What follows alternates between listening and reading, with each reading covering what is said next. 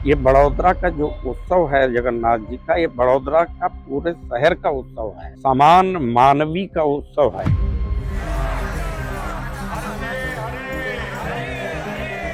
पहली रथ यात्रा बड़ौदा में 82 से लेकर के आज तक ये 45वीं भगवान श्री जगन्नाथ जी की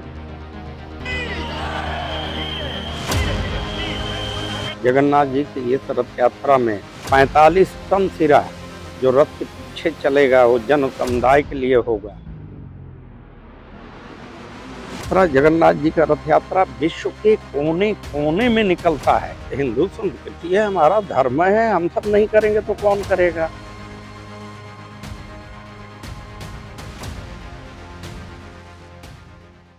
નમસ્કાર મિત્રો, આપ જોઈ રહ્યા છો લોકસત્તા જનસત્તા। ભગવાન જગન્નાથજીની રથયાત્રાને હવે ગણતરીના દિવસો બાકી રહ્યા છે અને દર વર્ષે હજારો ભક્તો શ્રદ્ધા અને ઉત્સાહ સાથે આ યાત્રામાં જોડાય છે। પરંતુ શું તમે જાણો છો કે વડોદરાની રથયાત્રાનો ઇતિહાસ શું છે, તેની શરૂઆત કેવી રીતે થઈ અને આ વર્ષની રથયાત્રામાં શું ખાસ છે? આ તમામ પ્રશ્નોના જવાબ મેળવવા માટે આજે આપણી સાથે જોડાયા છે ઇસ્કોન વડોદરાના શ્રી સ્વામી નિત્યાનંદજી।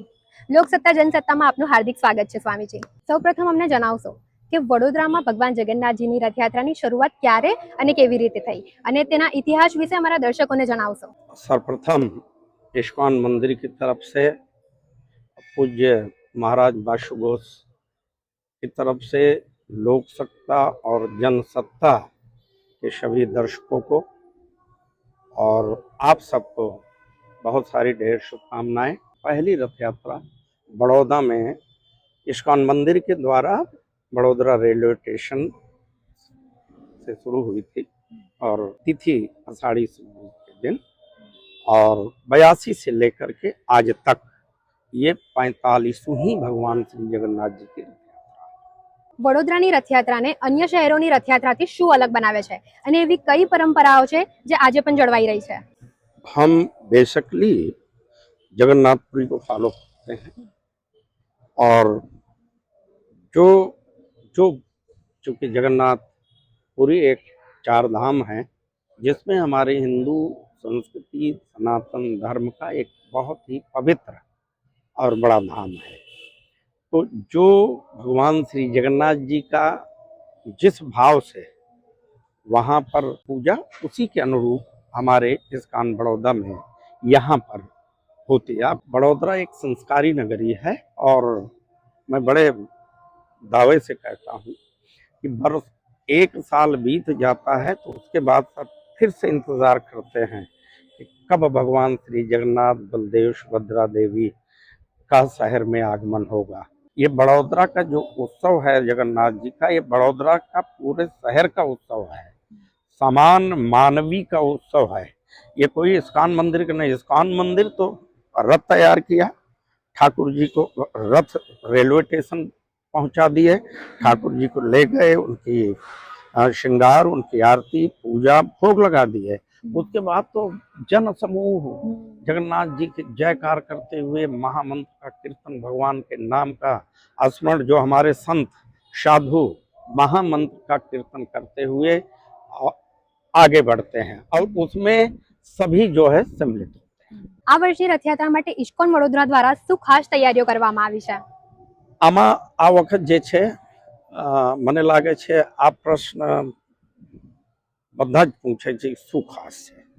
ખાસ કંઈ છે નહીં। ખાસ છે મેન ભગવાન જગન્નાથ બલદેવ સુભદ્રા દેવી, આનું દર્શન, આનો શ્રૃંગાર। और खास ये છે हमारा સંસ્થાના સંતો ब्रह्मचारी भक्तों, हमारा बड़ोदरा मंदिर न जे जोड़ाયેલા भक्तों हुए, जे समुदाय, एक बहुत बड़ा समुदाय है हमारा मंदिर का, तो उनके द्वारा कीर्तन, सिर्फ खास यही है भगवान के नाम का कीर्तन, महामंत्र, जो प्रभुपाद जी महाराज पूरी दुनिया में, भक्ति वेदांत स्वामी प्रभुपाद जी महाराज जो हमारे संस्थापक आचार्य हैं, वो पूरी दुनिया में। और एक चीज और, ये रथ यात्रा जगन्नाथ जी का रथ यात्रा विश्व के कोने कोने में निकलता है। अगर कोई कर रहा है आज, तो मैं दावे के साथ कहता हूँ कि इस्कॉन मंदिर, हरे कृष्णा मूवमेंट, जो पूरे विश्व में अलग अलग धर्म, अलग अलग समाज, अलग अलग विचारधारा के लोग इसमें जुड़े हुए हैं, लेकिन सबका एक हेतु है भगवान श्री जगन्नाथ। દર વર્ષે હજારોની સંખ્યામાં ભક્તો રથ ખેંચવા માટે ઉમટી પડે છે, તો રથ ખેંચવા પાછળનો ધાર્મિક મહત્વ શું છે? धार्मिक मत ही हमारी हिंदू संस्कृति है, हमारा धर्म है, हम सब नहीं करेंगे तो कौन करेगा।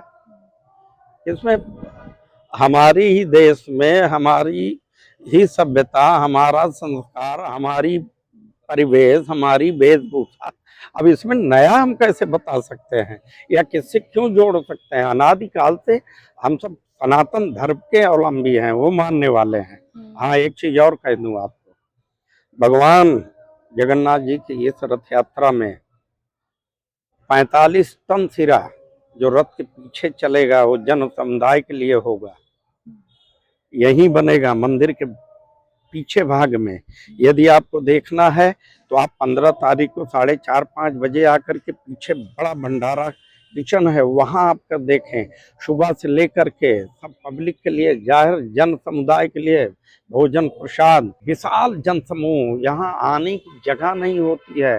बहुत भारी संख्या में जगन्नाथ जी के भक्त यहाँ जगन्नाथ जी का प्रसाद लेने आते हैं। ये महत्वपूर्ण है कि कोई भी उत्सव हो उसको सामान्य मानवीय आम जन के लिए होना चाहिए। व्यक्तिगत साधुओं के लिए तो है ही है, वो तो भगवान के उपासक हैं।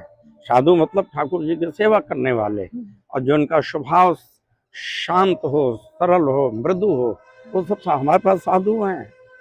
आप देखिएगा कितने सैकड़ों ब्रह्मचारी होंगे, ब्रह्मचारी स्टूडेंट होंगे, सब अब माताएं, बहनें, बच्चियां, बुजुर्ग, और सभी होंगे।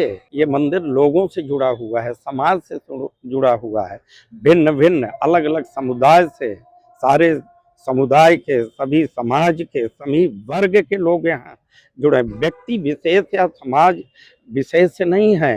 ये इस्कॉन टेम्पल भगवान श्री जगन्नाथ जी और हमारे गुरु जी प्रभुपाद जी महाराज पूरी दुनिया में जो प्रचार किए, तो अलग अलग विचार के, अलग अलग विचारधारा के, अलग अलग समाज के, जिनका कोई लेना देना नहीं था इस संस्कृति से, उन्होंने इस संस्कृति का पूरे विश्व में प्रचार किया, पूरे विश्व में लोगों को भक्त बनाए, उनको महामंत्र का जप करने, श्रीमद् भगवद गीता, भागवत, अन्य वैदिक साहित्यों का अध्ययन करने सिखाए। और आज वो लोग अच्छे अच्छे विद्वान हैं, पंडित हैं, अच्छे ठाकुर जी के जो भगवान के जो ज्ञान है, उनके गुण रूप लीला इत्यादि विषय में वर्णन कर रहे हैं। ये है विशेष। આ વડોદરાની રથયાત્રાનો માર્ગ કેવી રીતે નક્કી કરવામાં આવે છે? તેની પાછળ કોઈ ઐતિહાસિક કારણ છે? ના, આમાં જ્યાં તક મને ખ્યાલ છે, આમાં કઈ વર્ષો થી जो 82 માં રથયાત્રા શુભારંભ થયું ત્યારે પુષ્પની વર્ષા થઈ વિમાન દ્વારા, और चूंकि તે વખતે વડોદરા એક બહુ નાનું શહેર હતું, તો આમાં શું છે કે રેલવે સ્ટેશનથી કાલા ઘોડા, कोठी, रावपुरा मेन रोड, सूरसागर, डंडिया बाजार 4 रास्ता, खंडेराव 4, राजमहल मेन रोड, भगत सिंह चौक, फिर जब पत्थर गेट इत्यादि, उस समय पुराना शहर ये था, आज भी है, पुराना शहर ये था। तो इसलिए उस समय के जो आयोजक रहे होंगे वो रास्ता की उस मार्ग को चुना, और आज तक उसी रास्ते पे चला।